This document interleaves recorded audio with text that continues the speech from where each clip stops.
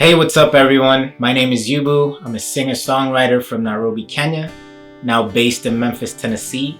I do reggae music, blues music, soul music, funk, whatever gets you dancing and on your feet. That's me.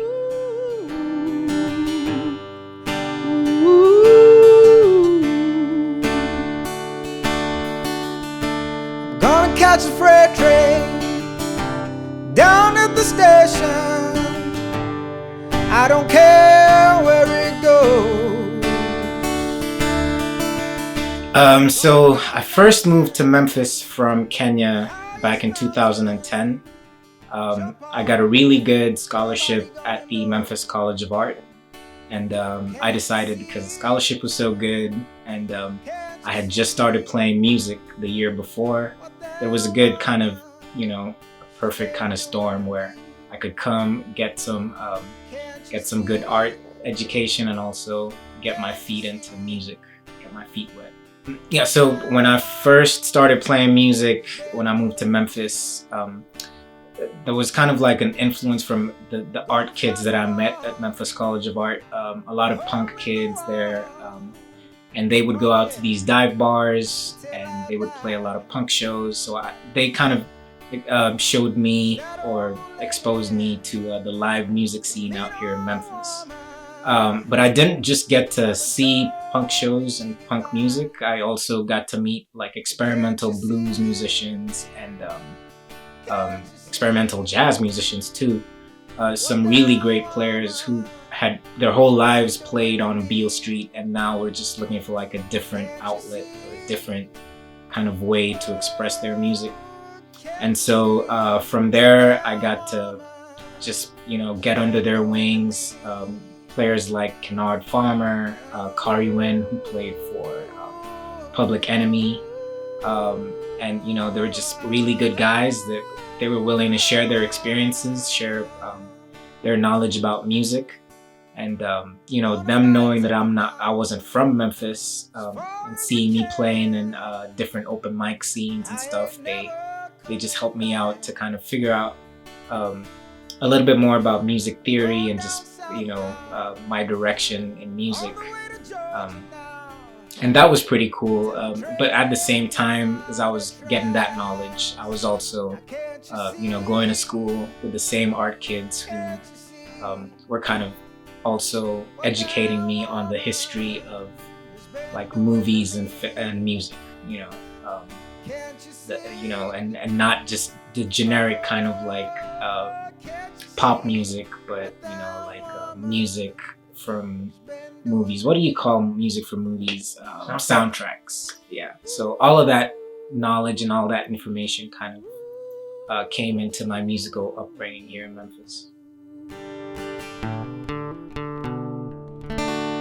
So my mom and my dad both worked for a newspaper company back in Kenya called The Nation, and that was basically they were journalists, and they kind of imparted in me the power of media and how you can communicate to a lot of people really effectively or ineffectively by using media. So they kind of brought us up in the workplace sometimes, and my love for art started when I met one of the cartoonists for that newspaper, and it was like, oh, that's pretty cool. I want to do that, So I would go to that cartoonist maybe once every 2 weeks, once every 3 weeks, and he would give me some lessons on drawing and at the same time also how to put some context or subcontext in your art, because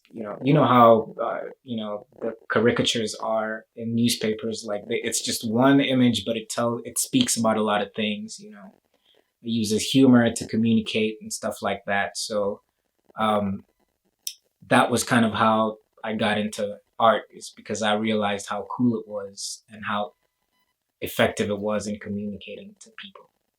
Nairobi is not really a small town. It's the capital city of Kenya. So it's like the New York of Kenya, or the New York of America. Yeah. It's New York of Kenya. Yeah. And so I was raised there, but my mom and my dad came from different tribes in Kenya.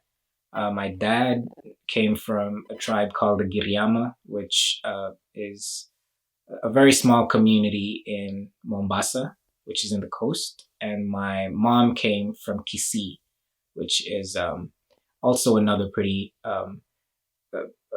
kind of well, it's bigger than bigger community than the Giriama, but also kind of small.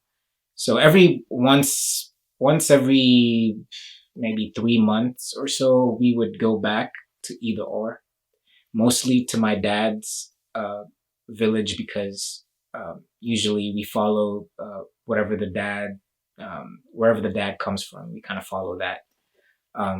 So we had every 3 times a year we had to kind of get a reality check of where we're really from, which is this very small community in the coast region.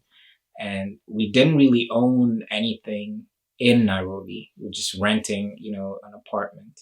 But when we went back to Mombasa, that's where we actually saw, the land that we owned or the huts that we owned. And there was something very kind of humbling about that, and something that grounded us, in knowing that we have to make sure that whatever we do in Nairobi, we invest back to our homes. And so I would say maybe as far as nostalgia, just the fact that I was raised in Nairobi, I have a lot more, I guess, memorable moments from being raised in the big city than I do from the 3 visits I would have a year, in our villages back in Mombasa and Kisii. So you got both perspectives. I did. I got both perspectives, and my sister is 14 years older than me. So by the time she came to the U.S., I was getting a third perspective. So I got a lot of kind of there was a lot of influences coming from all over the place. But yeah, I'm trying to think if there's something that was very memorable, I guess. So in Nairobi, we have public transport, and one of the major, I think, things that influenced me was just getting into the public buses, played some really loud music, and the art on the buses, like the paint jobs and stuff, they were done by just random artists in the street. So every now and then I would get to go to one of the bus stops and just paint on one of the the buses, and that was fun. I feel like that's a really like nostalgic memory, right? So how did that lead you to picking up the guitar for the first time? So that's actually a very interesting question. I never really started to get interest in music until about 2009. That is live music, because I mean, from childhood to when I was about 19 or 18, I would watch movies and I would hear soundtracks in movies and stuff like that, and I was always interested in that, and I could always see how that would relate with the art that I was doing. But I was never really interested in live music until one random weekend. I was just out with a friend of mine. We had just graduated from high school, just looking for something to do. And we went to a festival in downtown Nairobi, and there was this one girl. It's always a girl, right? There was this girl performing a song by Leona Lewis. I believe the song is Keep Bleeding Love or something like that. It was a pop song that was really big at that time. And she was just singing and dancing. She didn't have like a band with her. She didn't have any kind of backing track going on. And I could just see the performance that she was putting across was so genuine and so authentic. And I just fell in love with it, and when she got off stage, I walked up to her and I was like, "Oh, that was great. I have a band, and we could use you in our band." And I really didn't have a band. I just wanted to talk to her. And I told her, "Hey, next week we have a rehearsal on Wednesday. Do you want to meet?" She was like, "Oh yeah."